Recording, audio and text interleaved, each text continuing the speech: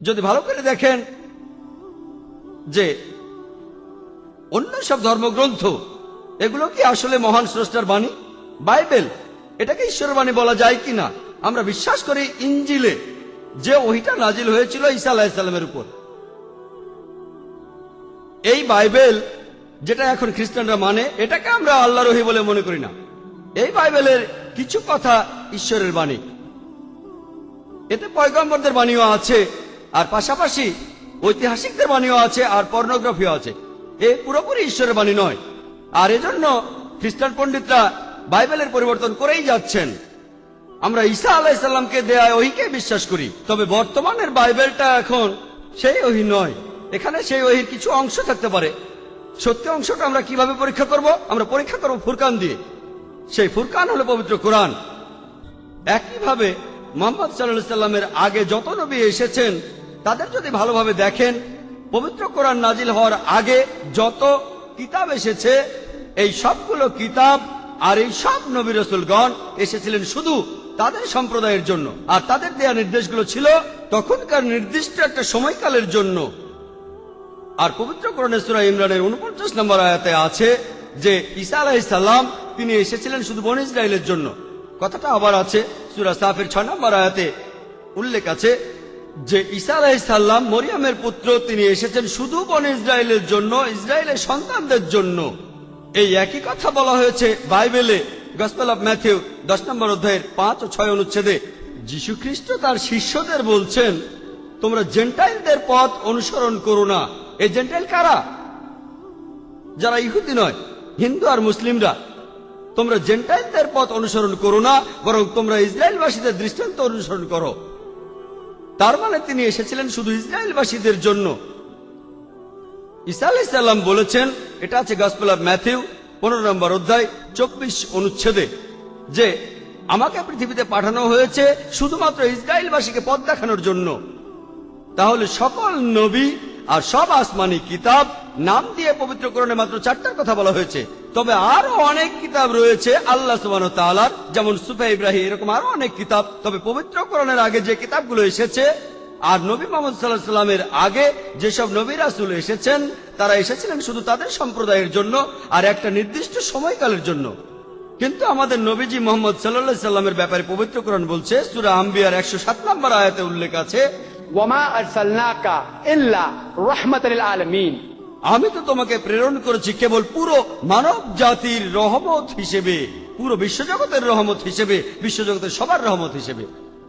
এছাড়াও পবিত্র কোরআনের সূরা সাবার 28 নম্বর আয়াতে উল্লেখ আছে যে ওয়ামা আরসালনাকা ইল্লা কাফাতাল লিন-নাস বাশীরাও ওয়া নাযীরাও, আমি তো তোমাকে সমগ্র মানব জাতির প্রতি সুসংবাদদাতা ও সতর্ককারী হিসেবে প্রেরণ করিয়াছি।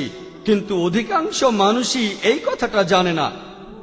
এছাড়াও অন্য সব আসমানি কিতাব যেগুলো আল্লাহ সুবহানাহু ওয়া তাআলা পাঠিয়েছিলেন পবিত্র কোরআনের আগে, সেগুলো ছিল শুধুমাত্র সেই সম্প্রদায়ের জন্য আর একটা নির্দিষ্ট সময়কালের জন্য। কিন্তু পবিত্র কোরআন বলছে, সূরা ইব্রাহিমের 52 নম্বর আয়াতে বলা হয়েছে, এছাড়াও সূরা বাকারার 185 নম্বর আয়াতে বলা হয়েছে, এবং সূরা জুমারের 41 নম্বর আয়াতে বলা হয়েছে, কোরআন পৃথিবীতে এসেছে পুরো মানব জাতির জন্য। আপনার প্রশ্নের ব্যাপারে বলি যে এই ধর্মগ্রন্থগুলো বেদ, বাইবেল, জেন্দাভেস্তা, দশাতির, উপনিষদ, এগুলো কি মহান সৃষ্টিকর্তার বাণী? আমি যেটা বলতে পারি যে আমরা ইঞ্জিলে বিশ্বাস করি মহান ঈশ্বরের বাণী হিসেবে, কিন্তু বর্তমানের বাইবেল এটা ঈশ্বরের বাণী নয়। এরপর বেদ, উপনিষদ, গীতা, দশাতির, জেন্দাভেস্তা, এ ব্যাপারে বলতে পারি হতে পারে এগুলো ঈশ্বরের বাণী, হতে পারে। আমি নিশ্চিতভাবে বলতে পারি না, যেহেতু কোরআনে বলা নেই যে বেদ ঈশ্বরের বাণী। আমি নিশ্চিতভাবে বলতে পারি না, আমি শুধু বলতে পারি হতে পারে সেগুলো ঈশ্বরের বাণী। তবে সেগুলো যদি ঈশ্বরের বাণী হয়েও থাকে, পবিত্র কোরআন বাদে যে ধর্মগ্রন্থগুলো আছে সেগুলোতে মানুষ অনেক পরিবর্তন করেছে, সেগুলো বিকৃত হয়ে গেছে। একজন বিখ্যাত সমালোচক ইসলাম ধর্মের উইলিয়াম মেও, তিনি 200 বছর আগে বলেছেন শুধুমাত্র যে ধর্মগ্রন্থটা অবিকৃত অবস্থায় রয়েছে সেটা হলো পবিত্র কোরআন। 1200 বছর ধরে উইলিয়াম মেও, যিনি ইসলাম ধর্মের কঠিন সমালোচক, তিনিও মেনে নিয়েছেন যে পবিত্র কোরআন আগের মতোই অবিকৃত অবস্থায় রয়েছে 1200 বছর ধরে। এ কথাটা 200 বছর আগের। এবার নবীদের ব্যাপারে বলি, যেমন রাম অথবা লক্ষণ, এরা সবাই মহান স্রষ্টার দূত কিনা? যীশু খ্রিস্ট স্রষ্টার দূত ছিলেন, কারণ পবিত্রকরণ বলছে। কিন্তু রামের নাম অথবা বুদ্ধের নাম অথবা জোরাস্টারের নাম পবিত্রকরণে বলা হয়নি। তাই আমি বলতে পারি না তারা ঈশ্বরের দূত হতে পারে না, আমি জানি না। কিন্তু তারা যদি হয়েও থাকেন, তারা শুধু সেই সময়ের জন্য এসেছিলেন। তারা এসেছিলেন শুধু তাদের সম্প্রদায়ের লোককে সঠিক পথে নিয়ে আসতে। কোরআনের আগে যেসব ধর্মগ্রন্থ এসেছিল সেগুলো ছিল শুধুমাত্র তাদের সম্প্রদায়ের জন্য, আর সেটা নির্দেশ ছিল একটা নির্দিষ্ট সময়ের জন্য। সেগুলো যদি ঈশ্বরের বাণী হয়েও থাকে, যদি আগের প্রেরিত দূতরা ঈশ্বরের দূত হয়েও থাকেন, আপনি শুধুমাত্র সর্বশেষ ও চূড়ান্ত নবীকে মেনে চলবেন, অর্থাৎ মুহাম্মদ সাল্লাল্লাহু আলাইহি সাল্লামকে। আগের ধর্মগ্রন্থগুলো ঈশ্বরের বাণী হয়ে থাকলেও আজকে আপনি মেনে চলবেন আল্লাহ সুবহানাহু ওয়া তাআলার সর্বশেষ ও চূড়ান্ত কিতাবকে, সেটা হলো পবিত্র কোরআন, আর কিছুই না। এবারে আপনি যে ধর্মেরই হন, খ্রিস্টান, হিন্দু, মুসলিম, সবাই এক না বোন, সবাই এক না। কেন? যদি আপনি ভালো করে দেখেন, পবিত্র কোরআন বলছে, সূরা আল ইমরানের 52 নম্বর আয়াতে উল্লেখ করা হয়েছে যে ঈসা আলাইহিস সালাম মুসলমান ছিলেন। বাইবেলে একই কথা আছে। এটা গসপেল অফ জন 5 নম্বর অধ্যায় 30 নম্বর অনুচ্ছেদে, আমি আমার ইচ্ছাকে দেখি না, আমার বাবার ইচ্ছাকে দেখি। যদি কথাটা আরবিতে অনুবাদ করেন, আমার ইচ্ছাকে নয় ঈশ্বরের ইচ্ছাকে দেখি, এটার মানে হলো ইসলাম। যিশু মুসলমান ছিলেন। পবিত্র কোরআন বলছে যে ইব্রাহিম আলাইহিস সালাম, সূরা আল ইমরানের 67 নম্বর আয়াতে উল্লেখ আছে, তিনি ইহুদি বা খ্রিস্টান ছিলেন না, তিনি মুসলমান ছিলেন।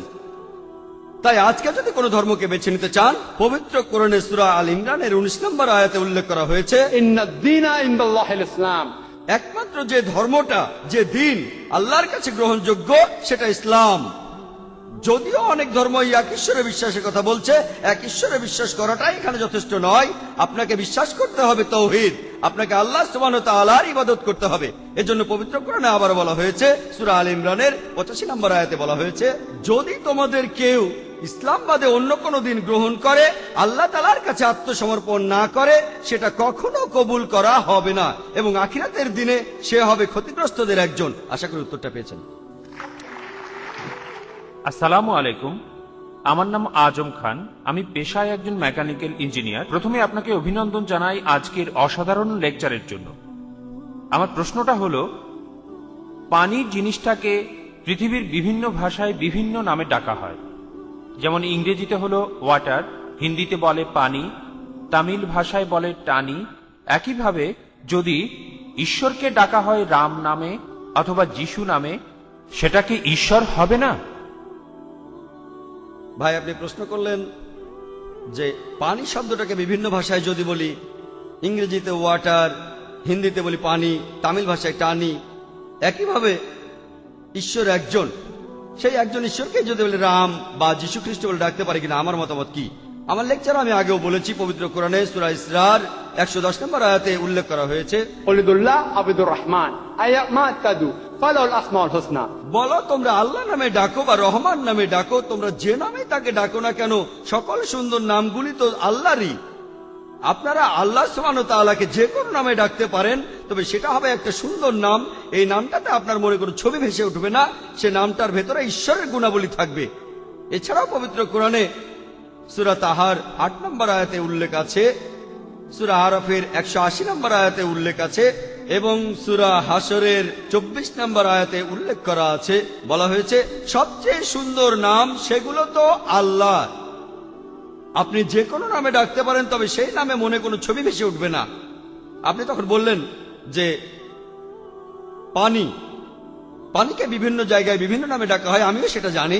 ইংরেজিতে বলা হয় ওয়াটার, আর হিন্দিতে পানি, তামিল ভাষায় টানি, আরবিতে বলা হয় মাই, সূরা আম্বিয়ার 30 নম্বর আয়াতে উল্লেখ করা আছে। সংস্কৃত ভাষায় পানিকে বলা হচ্ছে আবা, ভগবদ গীতার 7 নম্বর অধ্যায় 4 অনুচ্ছেদে আছে। শুদ্ধ হিন্দিতে বলা হয় জল, গুজরাটি ভাষায় জল বা পানি, মারাঠি ভাষায় পানি, আর তারপরে দেখবেন কর্ণাটকে পানিকে বলা হয় নীর, তেলেগু ভাষায় নির্ক, মালায়ালাম ভাষায় ওয়েল্লাম, বিভিন্ন ভাষায় বিভিন্ন নাম ডাকা যেতে পারে। আমি মাত্র 10টা উদাহরণ দিলাম। পবিত্র কোরআনের 99টা নাম বলা হয়েছে আল্লাহ সুবহানাহু ওয়া তাআলার। তবে পানিকে আপনি অন্য ভাষায় অন্য নামে ডাকতে পারেন, কিন্তু সেটার অর্থও হবে পানি, যে কোনো ভাষায়, তবে অর্থটা হবে পানি, এটার অর্থ অন্য কিছু হবে না। যেমন ধরুন, একজন লোক আমার কাছে এসে বলল যে আমার এক বন্ধু আমাকে বুদ্ধি দিয়েছে যে প্রত্যেকদিন সকালবেলায় আমি 1 গ্লাস ভর্তি জল খাবো। আমি জানি যে জল মানে পানি, তাই তার কথাটা বুঝতে পারবো। তারপরে সে বলতে লাগলো আমি যখন পানি খেলাম তখন আমার বমি আসতে লাগলো, আমার রীতিমতো বমি আসতে লাগলো। আমি বললাম বমি আসতে লাগলো কেন? সে আমাকে বলল জলে খুব বাজে গন্ধ আর রংটা হলদে টাইপ। পরে আমি বুঝতে পারলাম সে যেটার কথা বলছে সেটা পানি নয়, সেটা প্রস্রাব। কেউ একজন তাকে বলেছে সেখানে 1 গ্লাস প্রস্রাব রেখেছে, কিন্তু সেটার নাম দিয়েছে জল। তাহলে আপনি পানিকে বলতে পারেন পানি, টানি, ওয়াটার, আবা, পাড়ি, সমস্যা নেই, তবে অর্থটা হবে পানি। পানিকে যে কোনো নামে ডাকতে পারেন, তবে পানি বাদ দিয়ে অন্য কিছু হলে সেটাকে আপনি ওয়াটার বলতে পারবেন না, পানি বলতে পারবেন না, টানি বলতে পারবেন না, আবা বলতে পারবেন না। পানিকে আপনি এসব বলতে পারেন, তবে অন্য কিছুকে বলতে পারবেন না। মানুষ হয়তো ভাবতে পারে যে কি একটা অযৌক্তিক উদাহরণ। এমনকি একজন অশিক্ষিত লোকও পানি আর প্রস্রাবের মধ্যে পার্থক্যটা বুঝতে পারবে। শুধুমাত্র বোকারাই পানি আর প্রস্রাবের পার্থক্যটা বুঝতে পারবে না, সেটা আমি একমত যে অশিক্ষিত মানুষও পানি আর প্রস্রাবের পার্থক্য বুঝতে পারবে। একইভাবে যে মানুষগুলোর সর্বশক্তিমান ঈশ্বর সম্পর্কে ধারণা আছে, সঠিক ধারণা, তারা বলে যারা মিথ্যা ঈশ্বরের উপাসনা করে তারা শুধু অজ্ঞই নয়, তারা খুব বোকাও। তারা কি সত্যি ঈশ্বর আর মিথ্যা ঈশ্বরকে আলাদা করতে পারে না? আপনি যে কোনো নামে ডাকতে পারেন, তবে সত্যিকারের ঈশ্বর হলে তাকে সঠিক নামে ডাকতে পারবেন। কিন্তু তারা সত্যিকারের ঈশ্বরকে না মেনে মিথ্যা ঈশ্বরকে মানছে। তারা কি বোকা নয়? তারা আসলে বোকা। উদাহরণ দেই, ধরুন আপনি কিছু পরিমাণ স্বর্ণ কিনতে চান আর একজন লোক সেটা বিক্রি করতে চান, আপনার কাছে বিক্রি করবে। আর সে বলল এটা হলো 24 ক্যারেট গোল্ড। আপনি জানেন ইংরেজিতে সোনা হলো গোল্ড, আরবিতে সোনা হলো জাহাবা, ভালো করে জানি।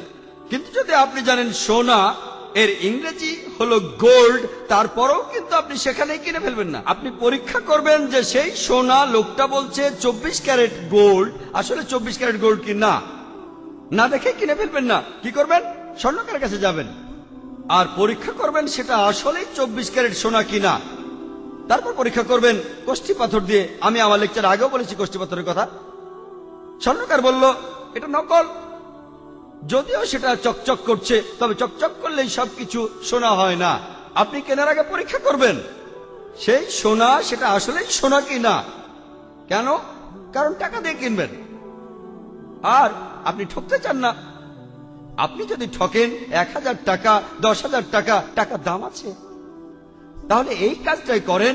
কেউ যখন বলছে এটা ঈশ্বর, আপনি সেটা কষ্টি পাথর পরীক্ষা করেন। কষ্টি পাথর কোনটা?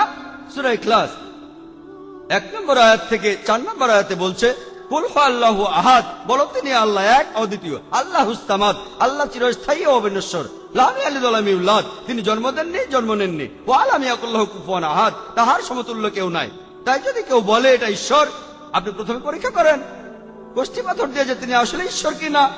যদি তিনি সংজ্ঞার সাথে মিলে যান, তখন আমরা কোনো আপত্তি ছাড়াই মেনে নেব আমরা যার কথা শুনছি তিনি মহান স্রষ্টা। উদাহরণ দেই, ধরুন কোন পাগল সে বলল যে মুহাম্মদ সাল্লাল্লাহু আলাইহি ওয়াসাল্লাম তিনি মহান স্রষ্টা। এক পাগল এমন কথা বলল। আমরা মুসলমানরা সবাই নবীজি মুহাম্মদ সাল্লাল্লাহু আলাইহি ওয়াসাল্লামকে ভালোবাসি, খুব ভালোবাসি, তার জন্য যে কোনো কাজ করতে পারি, তাকে মেনে চলি। এমনকি অমুসলিমরাও। মাইকেল এইচ হার্ট তিনি বই লিখেছেন পৃথিবীর ইতিহাসে সবচেয়ে প্রভাবশালী 100 জন ব্যক্তিত্ব, আর 1 নম্বরে আছেন সর্বশেষ ও চূড়ান্ত নবী মুহাম্মদ সাল্লাল্লাহু আলাইহি ওয়াসাল্লাম। তারপরেও এত কিছুর পরেও কষ্টি পাথরে পরীক্ষা করেন। সূরা ইখলাস, যদিও পৃথিবীর সব মানুষের মধ্যে তাকে সবচেয়ে বেশি শ্রদ্ধা করি, তারপরেও তাকে কষ্টি পাথরে পরীক্ষা করব। কুল হু আল্লাহু আহাদ, বলো তিনি আল্লাহ এক অদ্বিতীয়। নবীজি কি এক অদ্বিতীয়, একমাত্র রাসূল? আল্লাহ অনেক রাসূল পাঠিয়েছেন, তিনি একমাত্র নবী নন। আমি মানলাম তিনি সর্বশেষ আর চূড়ান্ত নবী, কিন্তু কোরআন বলছে যে তোমরা সব নবীকে বিশ্বাস করো। নবীদেরকে বিশ্বাস করতে গিয়ে কোন রকম কম বা বেশি করো না। দ্বিতীয়টা আল্লাহুস সামাদ, আল্লাহ চিরস্থায়ী অবিনশ্বর। আমরা জানি আমাদের প্রিয় নবী মুহাম্মদ সাল্লাল্লাহু আলাইহি সাল্লাম তিনি অসাধারণ একজন মানুষ, কিন্তু তিনি চিরস্থায়ী নন। আমাদের নবীজি খুব কর্মঠ ছিলেন। তার জীবনী থেকে জানি তাকে অনেকবার পাথর মারা হয়েছিল, ঈশ্বরের কাছে প্রার্থনা করতেন, তাহলে তিনি চিরস্থায়ী নন। তৃতীয় পরীক্ষা লাম ইয়ালিদ ওয়ালাম ইউলাদ, তিনি কাউকে জন্ম দেননি, জন্ম নেননি। আমরা জানি তিনি মক্কায় জন্মেছিলেন, তার বাবা মায়ের নাম ছিল আব্দুল্লাহ আর আমিনা। বাবা মা ছিল, তার সন্তানও ছিল। ফাতিমা রাদিয়াল্লাহু তাআলা আনহা, ইব্রাহিম আলাইহিস সালাম সন্তান ছিল। তিনি জন্ম দিয়েছেন, জন্ম নিয়েছেন, তাহলে তিনি আল্লাহ সুবহানাহু ওয়া তাআলা নন, এটা নিশ্চিত। আমরা মুসলমানরা, আমরা নবীজিকে ভালোবাসি, আমরা নবীজিকে শ্রদ্ধা করি। কোন মুসলমান এমন কথা কখনোই বলবে না যে নবী মুহাম্মদ সাল্লাল্লাহু আলাইহি সাল্লাম একজন ঈশ্বর, কখনোই না। এর কারণটা জানেন? কারণ আল্লাহ সুবহানাহু ওয়া তাআলা নিজেই এই কথা বলেছেন। ইসলামের মূল বিশ্বাস শাহাদা, বলো লা ইলাহা ইল্লাল্লাহ মুহাম্মাদুর রাসূলুল্লাহ, আল্লাহ ছাড়া কোনো উপাস্য নেই এবং নবী মুহাম্মদ সাল্লাল্লাহু আলাইহি সাল্লাম আল্লাহর প্রেরিত দূত। আমরা প্রত্যেকদিন এটা কমপক্ষে 5 বার বলি। আযানের সময়, ইকামতের সময়, নামাজের আগে আমরা সব সময় বলি আল্লাহ ছাড়া কোনো উপাস্য নেই এবং নবী মুহাম্মদ সাল্লাল্লাহু আলাইহি সাল্লাম আল্লাহর প্রেরিত দূত, তিনি আল্লাহর ভৃত্য। তাহলে দেখা যাচ্ছে কোন লোককে আমরা যতই ভালোবাসি তারপরও আমরা তাকে আল্লাহর সাথে তুলনা করব না। তাহলে আপনি ঈশ্বর হিসেবে যার নামে বলেন না কেন, কষ্টি পাথরে পরীক্ষা করেন, হোক তিনি যিশু, হোক রাম অথবা কৃষ্ণ বা বুদ্ধ অথবা মহাবীর, কষ্টি পাথরে পরীক্ষা করেন। আপনাদের কষ্টি পাথরে দেখিয়েছি। রোজ কিয়ামতের দিন আমি আল্লাহ সুবহানাহু ওয়া তাআলার কাছে সাক্ষ্য দিতে পারি যে এখানে হাজার হাজার মানুষ বসে আছে, তাদেরকে আমি কষ্টি পাথরের ব্যবহার শিখিয়েছি। যে ঈশ্বরের উপাসনা করেন, যে ঈশ্বরের উপাসনা করেন তাকে কষ্টি পাথর দিয়ে পরীক্ষা করেন। যদি পাশ করে যায় তাহলে আমিও মেনে নেব তিনি একজন ঈশ্বর। যদি পাশ না করেন তাহলে আপনি তাকে ঈশ্বর বলতে পারবেন না। আশা করি উত্তরটা পেয়েছেন। আমার নাম এমডি মারাঠে, আমি একজন টেকনোলজিস্ট। আমার প্রশ্নটা করার আগে বলছি, আমার প্রশ্নের মধ্যে ইমোশনের চাইতে বিজ্ঞান আর যুক্তিটাই বেশি। আশা করি কেউ বিরক্ত হবেন না। আজকের পাঠ্য বইতে এই কথাগুলো বলা হয়েছে। পৃথিবীর বুকে মানুষের বিবর্তনের ক্ষেত্রে পশু মানব এই বইয়ের 80% এসেছিল 20 লক্ষ বছর আগে। তাদের ব্রেনের ঘনত্ব ছিল 1000 সিসি, যেখানে বানরের ব্রেন হলো 400 সিসি। বিবর্তনের এই ধারায় মানুষের ব্রেন বেড়ে হলো 1400 সিসি, সেটা 2 লক্ষ বছর আগে। এই প্রাণীগুলোকেই বলা হয় হোমোসেপিয়েন্স। আধুনিক মানুষ পৃথিবীতে এসেছে প্রায় 35,000 বছর আগে, এদেরকে বলা হয় হোমোসেপিয়েন্স সেপিয়েন।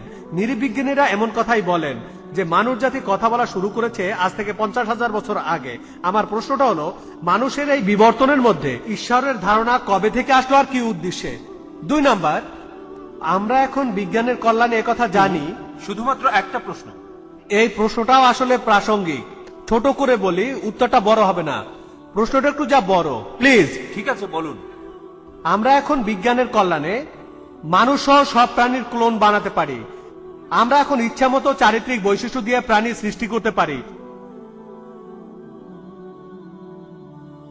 কিন্তু তারা কেউ তখন উপাসনালয়ে গিয়ে জীবন বাঁচানোর জন্য ঈশ্বরের কাছে প্রার্থনা করেন না। এই ব্যাপারটার কোনো ব্যাখ্যা কি দিতে পারবেন? ভাই, আপনি আসলে 3টি প্রশ্ন করেছেন। প্রথমে আপনি বললেন, আপনি থিওরি অফ ইভলিউশন আর মানুষের কথা বলে বললেন এখানে ঈশ্বর কিভাবে আসলেন। দ্বিতীয়টা, ঈশ্বর বিশ্বের এই সবকিছু তৈরি করার পর তার ক্ষমতা কতখানি কমে গেছে। তৃতীয়টা, আমরা যখন অসুস্থ হই তখন আমরা হাসপাতালে যাই, মন্দির, চার্চ বা মসজিদে যাই না। মোট 3টা প্রশ্ন। তিনি বললেন উত্তরটা ছোট হবে, যদিও প্রশ্নটা বড়। আর সত্যি বলতে উত্তর দিতে আমারও বেশ সময় লাগবে। ভাই, আমি আপনাকে বলতে চাই, আপনি হোমোসেপিয়েন্স এর ব্যাপারে যেসব কথা বললেন, উদ্ধৃতি দিলেন, আপনি আসলে থিওরি অফ এভলিউশনের কথা বলছেন। থিওরি অফ এভলিউশন, আমি একজন ডাক্তার, আমি আমার জীবনে এমন একটা বইও পড়িনি যেটা বলছে ফ্যাক্ট অফ এভলিউশন। এটা হলো থিওরি অফ এভলিউশন। আর আমি এই থিওরি অফ এভলিউশনটা জানি, এটা হলো ডারউইনের থিওরি। বিস্তারিত জানতে আমার ভিডিও ক্যাসেট দেখুন, Quran and modern science, conflict and conciliation. Darwin যেটা বলেছিলেন ওটা ছিল একটা থিওরি। তিনি তার বন্ধু থমাস থমটনকে চিঠি লিখেছিলেন, সেটা 1881 সালে, যে আমি এই প্রাকৃতিক নির্বাচনের থিওরিতে বিশ্বাস করি, কারণ আমার কাছে কোনো প্রমাণ নেই। কারণটা হলো এই প্রাকৃতিক নির্বাচনের থিওরি দিয়ে আমি ভ্রূণতত্ত্ব আর শরীরবিদ্যাকে ব্যাখ্যা করতে পারি। কোনো বইতে বলা হয়নি ফ্যাক্ট অফ ইভলিউশন, সবগুলো বই বলছে থিওরি অফ ইভলিউশন। সেজন্য আমরা বন্ধুদের কাছে বলি, যদি তুমি ডারউইনের সময় জন্মাতে, ডারউইনের থিওরিটা সত্যি প্রমাণ হতো, তার মানে সে দেখতে বাঁদরের মতো। এখানে অনেক ফাঁক আছে। ডারউইন নিজেই বলেছেন অনেক ফাঁক আছে। আপনি হোমিনিডের কথা বললেন আর বললেন 2 স্তরের কথা। আমি আপনাকে 4টা স্তরের কথা বলছি। প্রথমটা হলো লুসি। লুসি, এই হোমিনিডটা পৃথিবীতে ছিল 35 লক্ষ বছর আগে। 20 লক্ষ বছর আগের কথা আপনি বলছেন, আমি বলছি আরো আগের কথা, 35 লক্ষ বছর আগে লুসি বরফ যুগের আগে বিলুপ্ত হয়। দ্বিতীয়টা, তারপর আসলো হোমো ইরেক্টাস। হোমো ইরেক্টাস এরা আনুমানিক 5 লক্ষ বছর আগে ছিল। এরপরে আসলো নিয়ান্ডারথাল ম্যান, তৃতীয় স্তর। এখন থেকে 40,000 বছর আগে সর্বশেষটা হলো ক্রোম্যাগনন। কিন্তু ভাই, এই স্তরগুলোর কোনো ধারাবাহিকতা নেই, এটা শুধু আমাদের অনুমান। আর পিপি গ্রাসে বলেছেন, পিপি গ্রাসের কথা অনুযায়ী তিনি ছিলেন প্যারিসে ইভলিউশনারি স্টাডিজের চেয়ারম্যান সোজেরিয়ান ইউনিভার্সিটিতে। 1971 সালে তিনি বলেছেন, এভাবে আমরা আমাদের কল্পনার লাগাম ছেড়ে দিয়েছি। কিছু আবর্জনা ঘাটাঘাটি করে আমরা পূর্বপুরুষদের বের করতে পারি না। আমি জানি কিছু মানুষ ডারউইনের থিওরির কথা বলে, আমি একজন মেডিকেল ডাক্তার, আমিও থিওরিটা জানি। কিন্তু আপনারা জানেন কয়েকশো বিজ্ঞানী আছেন যারা এর বিরুদ্ধে বলেন। কিছু বিজ্ঞানী পক্ষে বলছেন, কিন্তু অনেক বিজ্ঞানী এর বিপক্ষেও বলেছেন। বিস্তারিত জানার জন্য আমার ভিডিও ক্যাসেট দেখুন, কোরআন এন্ড মডার্ন সায়েন্স। কিছু বিজ্ঞানী আছেন, কারণ এটা ইভলিউশন ফ্যাক্ট নয়, তারা থিওরির পক্ষে বলছেন। কোরআন কোন রকম থিওরি বা অনুমানে বিশ্বাস করে না, কোরআন সত্যি কথাগুলোই বলে। 20 লক্ষ বছরের কথা বললেন, আল্লাহ সুবহানাহু ওয়া তাআলার কোনো শুরু নেই। মানুষ কবে প্রথম এসেছে কেউ নিশ্চিতভাবে জানি না, কেউ জানি না। অনুমান অনুমান অনুমান করতে পারি। কিন্তু কোরআন বলছে প্রথম মানুষ হলেন আদম আলাইহিস সালাম, প্রথম মানুষ। আর তার সাথে এসেছেন হাওয়া রাদিয়াল্লাহু তাআলা আনহা। মানুষ এখনো সেটা প্রমাণ করতে পারেনি। পবিত্র কোরআনে এমন একটা কথাও নেই যেটা বিজ্ঞানে ভুল প্রমাণিত হয়েছে। অনেক অনুমান কোরআনের বিরুদ্ধে যেতে পারে, থিওরিগুলো কোরআনের বিরুদ্ধে যেতে পারে। বিজ্ঞান নিয়ে এমন একটা কথাও পাবেন না যেটা পবিত্র কোরআনে আছে আর বিজ্ঞানের প্রতিষ্ঠিত সত্যের বিরুদ্ধে যায়। থিওরি কোরআনের বিপক্ষে যেতে পারে। তাহলে আপনার মতটা অল্প কিছু লোক মানে, বেশিরভাগ মানে না। এবার দ্বিতীয় প্রশ্নে আসি, যে আল্লাহ যদি সবকিছু সৃষ্টি করে থাকেন তাহলে তার শক্তি কতখানি কমেছে? ঈশ্বরকে পুরোপুরি বুঝতে পারবেন না। পবিত্র কোরআনের সূরা আনামের 103 নম্বর আয়াতে উল্লেখ আছে যে আল্লাহ অনুধাবনের ঊর্ধ্বে। আমি একটা রূপক দেখাতে পারি, পুরোপুরি একরকম নয়। একটা সমুদ্র, যদি সেই সমুদ্র থেকে 1 ফোঁটা পানি নেন, পানির স্তর কতখানি নিচে নেমে যাবে? কতখানি? কতখানি? তারপরও, এত কিছুর পরেও আল্লাহ তাআলার শক্তি কমে যাওয়ার সঙ্গে যদি আপনারা তুলনা করেন সমুদ্রের পানির স্তর কমে যাওয়াটাকে, সেটা অসীম। পানির স্তর কমতে পারে 0.00000 এভাবে 0.00001 এক সময় শেষ হয়ে যাবে। কিন্তু আল্লাহ সুবহানাহু ওয়া তাআলা তার শক্তি একেবারে খুব সামান্য পরিমাণেও কমবে না। তিনি সর্বশক্তিমান, তিনি আল্লাহ সুবহানাহু ওয়া তাআলা। যে ঈশ্বরের শক্তি কমে যায়, আমরা তার উপাসনা করি না যার শক্তি কমে যায়। এভাবে সৃষ্টি করলে একদিন সব শক্তি কমে যাবে। আমাদের ঈশ্বর চিরস্থায়ী, অবিনশ্বর। আমি আগেও বলেছি তিনি অবিনশ্বর, চিরস্থায়ী। সবকিছু নির্ভর করে তার উপর, তিনি কোনো কিছুর উপর নির্ভর করেন না। আল্লাহ কিভাবে আসলেন? বিশ্বজগৎ সৃষ্টির আগেও আল্লাহ ছিলেন, তিনি সব জায়গায় আছেন। তিনি কোথায় আর কিভাবে সৃষ্টি হয়েছেন? তিনি সৃষ্টি হননি। আপনি প্রশ্ন করেছেন তিনি বিশ্বজগতে আসলেন কিভাবে? তিনি সৃষ্টি হননি। যেন আমাকে প্রশ্ন করছেন যে যখন আমার বন্ধুর কথা আমি বলি, সে আমাকে বলল যে আমার ভাই টম, তার একটা সন্তানের জন্ম হয়েছে, সন্তানটা ছেলে না মেয়ে। আমি ডাক্তার হিসেবে ভালো করে জানি পুরুষ কখনো সন্তানের জন্ম দিতে পারে না। তাহলে সন্তান ছেলে না মেয়ে, এই প্রশ্ন আসে কি করে? আর আপনি বলছেন কখন ঈশ্বর আসলো? এই রীতিনীতির মধ্যে আল্লাহ জন্ম নেননি। যেহেতু তিনি জন্মাননি, তাই এই প্রশ্নটা অযৌক্তিক যে তিনি কবে এসেছেন। তিনি ছিলেন, কোনো প্রশ্নই আসবে না। এবার আমরা তৃতীয় প্রশ্নের উত্তর বলি, যে আমরা যখন অসুস্থ হই তখন আমরা হাসপাতালে দৌড়ে যাই, মন্দিরে দৌড়ে যাই না, মসজিদে যাই না, চার্চেও যাই না। ভাই হয়তো সব ধরনের লোককে চেনেন না। আমি ডাক্তার, আমি জানি যে ডাক্তাররাও হাল ছেড়ে দেয়। আর তারাও বলেন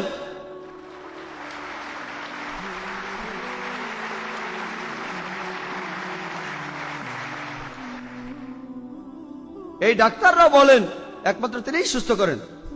তার মানে এই না কারো অসুখ হলে শুধু মন্দিরে যেতে হবে, কারণ পবিত্র কোরআনে সূরা নাহলে 43 নম্বর আয়াতে উল্লেখ করা হয়েছে এছাড়াও সূরা ফুরকানের 59 নম্বর আয়াতে বলা হয়েছে, তোমরা যদি না জানো জ্ঞানী লোকদের জিজ্ঞাসা করো যে বিশেষজ্ঞ। অসুখ হলে আল্লাহ তাআলার কাছে দোয়া চাওয়ার পাশাপাশি তার কাছেও যাও যে ওষুধের ব্যাপারে বিশেষজ্ঞ একজন ডাক্তার। কোরআনে এই কথা বলছে। কিন্তু ডাক্তারের কাছে যাওয়ার পাশাপাশি আল্লাহর উপর ভরসা করুন, কারণ একমাত্র তিনিই আপনাকে সুস্থ করতে পারেন। তিনি সুস্থ করতে পারেন ডাক্তার দিয়ে বা ডাক্তার ছাড়া। তাই আল্লাহ সুবহানাহু ওয়া তাআলা বলছেন, আমরা কোনো অন্ধবিশ্বাসে বিশ্বাস করতে চাই না। কোন মুসলমানই বলবে না অসুখ হলে ডাক্তারের কাছে যাব না। অসুখ হলে অবশ্যই ডাক্তারের কাছে যাবেন, তবে আপনাকে আসলে রোগমুক্ত করবেন আল্লাহ সুবহানাহু ওয়া তাআলা। তাই সব ডাক্তাররাই বলেন, যখন সব চিকিৎসা, সব ঔষধ, সব ডাক্তার বিফল হয়ে যায়, তারা বলে শুধুমাত্র আল্লাহ আপনাকে বাঁচাতে পারেন।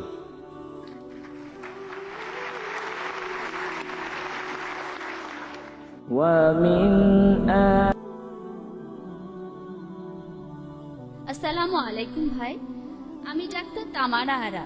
আমার প্রশ্নটা হলো, খ্রিস্টানরা ট্রিনিটির ধারণাটা আর ঈশ্বর যে মানুষের রূপ নিয়ে পৃথিবীতে আসতে পারে সেটা পক্ষে যুক্তি দেয় এভাবে যে পানি 3 অবস্থায় থাকতে পারে, যেমন কঠিন অর্থাৎ বরফ, তরল অর্থাৎ পানি, বায়বীয় অর্থাৎ বাষ্প। তারপরও এর সবগুলোই হলো পানি। আর একজন মানুষ একই সাথে একজন বাবা, একজন ভাই আর একজন ব্যবসায়ীও হতে পারে। ঠিক একইভাবে সেখানেও মানুষটা মাত্র একজনই। তাহলে সেখানে পিতা, পুত্র, পবিত্র আত্মা এক হবে না কেন?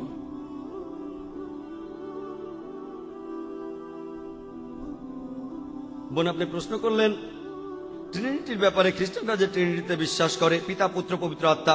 আগের প্রশ্নটাতে প্রমাণ দেখিয়েছি যে বাইবেলে যীশুখ্রিস্ট নিজে কখনো ট্রিনিটির কথা বলেননি। আপনি এখানে উদাহরণ দিচ্ছেন, যুক্তিটা দিয়ে বোঝাতে যাচ্ছেন আর প্রশ্ন করছেন যে পানি থাকতে পারে 3টি অবস্থায়, কঠিন, তরল আর বায়বীয়, অর্থাৎ বরফ, পানি আর বাষ্প। পানি যখন 3 অবস্থায় থাকতে পারে, ঈশ্বর কেন থাকতে পারবেন না? একইভাবে খ্রিস্টান মিশনারিরা এই কথাটা বলেন যে মহান স্রষ্টা 3 অবস্থাতেই থাকতে পারেন, পিতা, পুত্র আর পবিত্র আত্মা। যদি ভালো করে দেখেন, আমি মানলাম পানি 3 অবস্থায় থাকতে পারে, কঠিন, তরল, বায়বীয়। কিন্তু আপনাকে বুঝতে হবে যে পানি যখন এই 3 অবস্থাতে থাকে, কঠিন, তরল, বায়বীয়, অর্থাৎ বরফ, পানি আর বাষ্প, এই 3 অবস্থাতেই পানির উপাদানগুলো একই থাকে, H2O।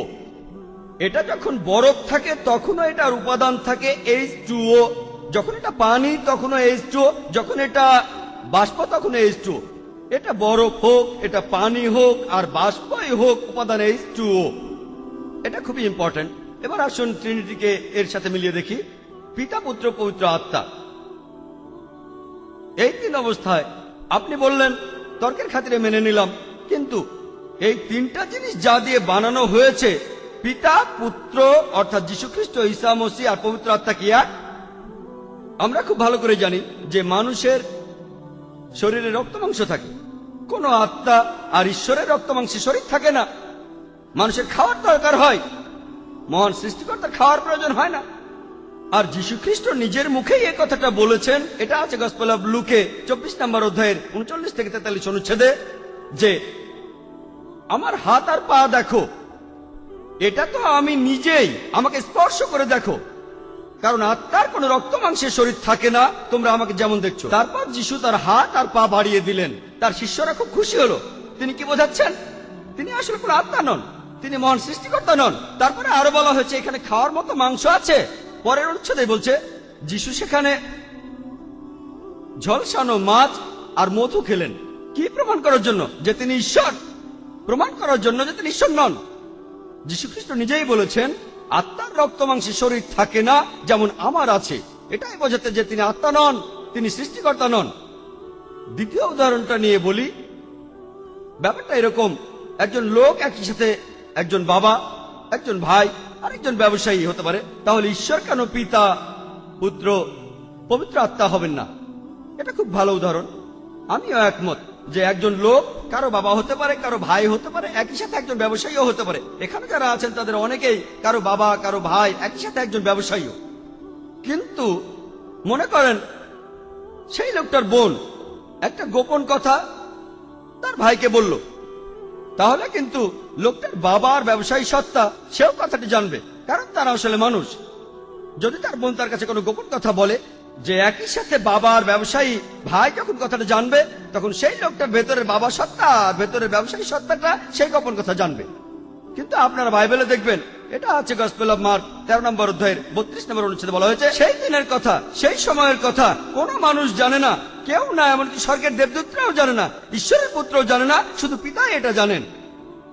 সেই দিনের কথা আর কেউ জানে না। যীশুখ্রিস্ট বলছেন শুধু পিতা বাদে দেবদূতরা জানবেন না, তিনিও জানবেন না। যদি পিতা অর্থাৎ মহান সৃষ্টিকর্তা এবং যীশুখ্রিস্ট একই ব্যক্তি হয়ে থাকেন, তাহলে মহান ঈশ্বর যে ব্যাপারে জানেন, যীশুখ্রিস্টেরও সেই ব্যাপারে জ্ঞান থাকবে।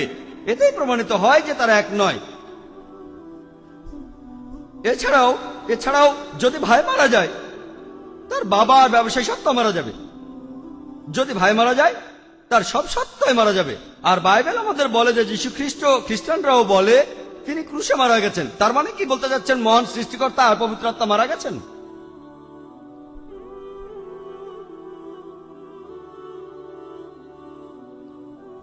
আসসালামু আলাইকুম, আমার নাম রিয়াজ আহমেদ, আমি একজন ব্যবসায়ী। আমার প্রশ্নটা হলো, মহান ঈশ্বরের সবচেয়ে সঠিক নামটা হলো আল্লাহ। পবিত্র কোরআন বাদে অন্য কোনো ধর্মগ্রন্থে কি এ কথার উল্লেখ আছে? ভাই, আপনি বললেন যে আল্লাহ সুবহানাহু ওয়া তাআলা হলো ঈশ্বরের সঠিক নাম।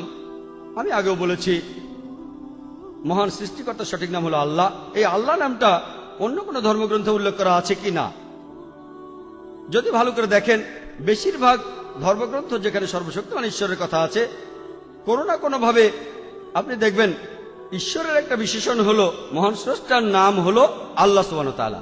উদাহরণস্বরূপ যদি বাইবেল পড়েন, দেখবেন হিব্রু ভাষায় তারা ঈশ্বরকে বলে এলোহেম।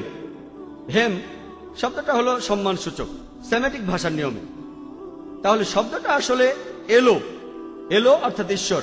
আর যদি বাইবেল পড়েন, ওল্ড টেস্টামেন্টও দেখবেন এখানে ঈশ্বরকে বলা হচ্ছে এলো অথবা এলা। আর দেখবেন ইংরেজি বাইবেলে সম্পাদনা করেছেন রেভারেন্ড স্করফিল্ড, তিনি এলার বানানটা লিখেছিলেন যে কোনো একটা, হয় ইএল বা ELAH অথবা ALAH।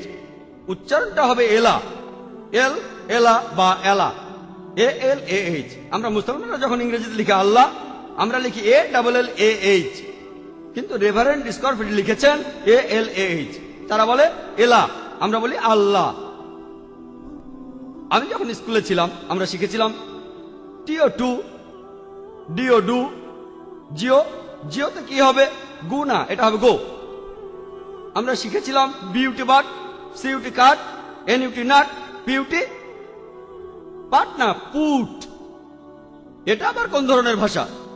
আপনি যদি বলেন বিউটি বুট না বাট, আর পরীক্ষায় পাশ করতে গেলে আমিও বলবো বিউটি বাট। জিও গু না, এটা হলো গো বলতে হবে, কারণ এটা তাদের ভাষা। একইভাবে আমরা জানি যে ঠিকভাবে উচ্চারণ করলে আমরা বলবো আল্লাহ। তারা বলে এলা, সমস্যা নেই, তবে সঠিক উচ্চারণ হলো আল্লাহ। পরে যখন রেভারেন্ড স্করফিল্ড বুঝতে পারলেন যে তিনি কি করেছেন, তিনি কোরআনের কাছাকাছি এসে গেছেন, হতে পারে লোকজন আপত্তি জানাবে, এর পরের সংস্করণের কথাটা বাদ দেওয়া হলো, ALAH বাদ দেওয়া হলো। এখন আপনি স্করফিল্ডের ইংরেজি বাইবেল দেখবেন শুধু EL অথবা ELAH, ALAH বাদ দিয়েছে। কিন্তু এসবের পরেও, তারপরেও আলহামদুলিল্লাহ, আল্লাহ সুবহানাহু ওয়া তাআলার দয়ায় প্রত্যেকটা বাইবেলে এখনো আল্লাহর নাম বাইবেলে আছে। কারণ বাইবেলের কথা অনুযায়ী যখন যীশুখ্রিস্টকে বাইবেল অনুযায়ী ক্রুশবিদ্ধ করা হয়েছিল, এটা বলা হয়েছে গসপেল অফ ম্যাথিউ 27 নম্বর অধ্যায় 46 অনুচ্ছেদে, এছাড়াও গসপেল অফ মার্কে 15 নম্বর অধ্যায় 34 অনুচ্ছেদে। তাকে যখন ক্রুশে ঝুলানো হলো, যিশু তখন বললেন এল্লাই এল্লাই লামা সাবাক্তানি, যার অর্থ হলো হে ঈশ্বর, কেন তুমি আমাকে ত্যাগ করলে। যদি খ্রিস্টানদের প্রশ্ন করেন যে এর মানে কি এল্লাই এল্লাই লামা সাবাক্তানি, এটা হিব্রু কোটেশন, কিন্তু এই কথাগুলো আছে, এমনকি ইংরেজি বাইবেলেও কথাগুলো আছে, তারপর অনুবাদ করা হয়েছে এল্লাই এল্লাই লামা সাবাক্তানি, হে ঈশ্বর তুমি কেন আমাকে ত্যাগ করলে। কিছু মানুষ বলে যে ঈশ্বরের নাম হলো জেহোবা। আমি তাদের প্রশ্ন করি যে এল্লাই এল্লাই লামা সাবাক্তানি, এটা আর জোভা জোভা কেন আমাকে ত্যাগ করলে কি এক? মোটেও না। তাহলে কি এমন জিসাস জিসাস তিনি শান্তিতে থাকুন কেন আমাকে ত্যাগ করলে? তারা বলবে না। হিব্রু আর আরবি ভাষা হলো একই ধরনের ভাষা। যদি এর অনুবাদ করেন এল্লাই এল্লাই লামা সাবাক্তানি আরবি ভাষায়, সেটা হবে আল্লাহ আল্লাহ লামা তারাক্তানি। এটা কি একই রকম? হ্যাঁ, কেন? একই ধরনের ভাষা। আর একটা কথা হলো, বাইবেলকে পৃথিবীর 200টিরও বেশি ভাষায় অনুবাদ করা হয়েছে, আর প্রত্যেকটা ভাষাতেই এই কথাগুলো একই রকম আছে। এল্লাই এল্লাই লামা সাবাক্তানি, হোক সেটা Tamil Bible, Chinese Bible, Hebrew Bible, প্রত্যেক বাইবেলেই এই হিব্রু উদ্ধৃতিটা আছে। আর পাশাপাশি আল্লাহ সুবহানাহু ওয়া তাআলার নাম বাইবেলের প্রত্যেকটা অনুবাদেই আছে। এই আল্লাহ শব্দটা গুরু নানক তিনি ঈশ্বরের বিশেষণগুলো বলতে গিয়ে বলেছেন তিনি রহিম, আরো বলেছেন তিনি আল্লাহ। যদি আপনারা হিন্দু ধর্মের উপনিষদ পড়েন, একটা উপনিষদকে বলা হয় আল্লাহ উপনিষদ, আর মহান স্রষ্টাকে বলা হয়েছে আল্লাহ অনেকবার, এমনকি ঋগ্বেদেও। যদি আপনারা ঋগ্বেদ পড়েন, সেখানে আল্লাহ সুবহানাহু ওয়া তাআলার নাম, তার একটা বিশেষণ, এটা আছে 2 নম্বর গ্রন্থে 1 নম্বর অনুচ্ছেদের 2 নম্বর পরিচ্ছেদে। সর্বশক্তিমান ঈশ্বরের একটা নাম হলো আল্লাহ, লেখা হয় ILA, কিন্তু উচ্চারণের সময় শব্দটাকে বলা হয় আল্লাহ। আশা করি উত্তরটা পেয়েছেন। আসসালামু আলাইকুম, আমার নাম হাজি মোহাম্মদ। জাকির ভাই, ভাই জাকির, আপনি আপনার লেকচারে বললেন যিশু নিজেকে ঈশ্বর বলেননি, কিন্তু বাইবেলে এই কথার উল্লেখ আছে। যিশু বলছেন আমি আর আমার পিতা এক। এর মানে কি এই নয় তিনি নিজেকে ঈশ্বর বলছেন? ভাই, আপনি প্রশ্ন করলেন, আর আমি আমার লেকচারও বলেছি যে বাইবেলে কোথাও এমন কথা নেই যে যিশু নিজেকে ঈশ্বর বলে দাবি করেছেন। আর আপনি বাইবেলের উদ্ধৃতি দিলেন যে যিশু বলেছেন আমিও আমার পিতা এক। ভাই, আপনি যে উদ্ধৃতি দিলেন সেটা বাইবেলের একটা অনুচ্ছেদ আছে, গসপেল অফ জনে 10 নম্বর অধ্যায় 30 অনুচ্ছেদে, সেখানে বলা হয়েছে আমি এবং আমার পিতা এক। কিন্তু যদি খ্রিস্টান মিশনারিদের জিজ্ঞেস করেন প্রসঙ্গটা কি ছিল, আমি এখন পর্যন্ত এমন কোন মিশনারিকে দেখিনি যে এই প্রসঙ্গটা বাইবেল না খুলেই বলতে পেরেছেন। তিনি এই অনুচ্ছেদটা জানেন, কিন্তু পেছনের প্রসঙ্গটা জানেন না। মনে করেন আমি একটা কথার উদ্ধৃতি দিলাম, কোরআন বলছে নামাজ পড়ো না। বেশিরভাগ মুসলমানই অবাক হবেন আমি কি বলছি। আর কোরআনে লেখা আছে নামাজ পড়ো না, কিন্তু এটা অর্ধেক কথা। সূরা নিসা 43 নম্বর আয়াতে উল্লেখ করা আছে যে নামাজ পড়ো না যখন তুমি অস্বাভাবিক থাকবে, নামাজ পড়ো না যখন তুমি নেশাগ্রস্ত। এখন যদি বলি নামাজ পড়ো না, তার মানে কোরআন বলছে নামাজ পড়ো না, এটা অর্ধেক আয়াত। তাহলে যিশুর কথার প্রসঙ্গ জানতে হলে আমরা দেখব গসপেল অফ জন 10 নম্বর অধ্যায়ের 23 অনুচ্ছেদ। আমি এখানে প্রসঙ্গটা বলছি যে যীশু খ্রিস্ট মন্দিরের ভেতরে সোলাইমানের বারান্দায় গেলেন, 24 অনুচ্ছেদে আছে। আর ইহুদিরা তার চারপাশে জড়ো হলো, তাকে জিজ্ঞেস করলো কতদিন আপনি আমাদের দ্বিধার মধ্যে রাখবেন।